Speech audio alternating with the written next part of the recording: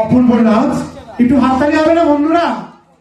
একটু হাততালি হয়ে যাক। এত সুন্দর একটা গান, যে গান আমাদের প্রাণের গান। এই কালী কীর্তন যুগ যুগ ধরে আমাদের শক্তি সাধনার অঙ্গ হয়েছে, এবং বলা হয় যে এই কালী কীর্তনের মধ্যেই দেবীর নামই দেবীর বাস, এবং তার মধ্যেই এই পরমা প্রকৃতি রয়েছেন।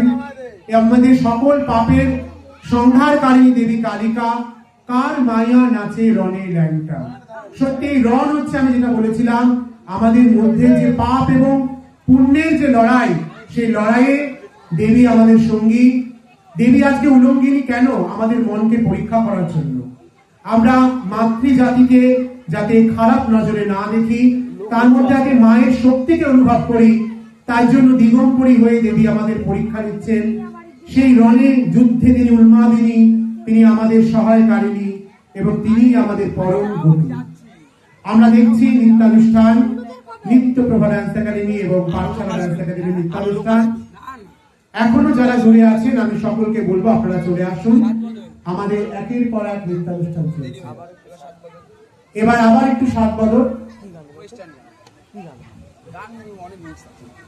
আচ্ছা, এবারে একটু মিক্সিং, মেডলি, সমস্ত রকম মিক্সিং করে আবার একটা ওয়েস্টার্ন পারফরমেন্স, একটা মেডলি পারফরমেন্স আপনারা দেখে নিন। যেটা বলছিলাম যে আজকের অনুষ্ঠান আপনাদের সকলের জন্য। আবার আজকে একটুখানি আমরা আনন্দের মুডে ফিরে যাব।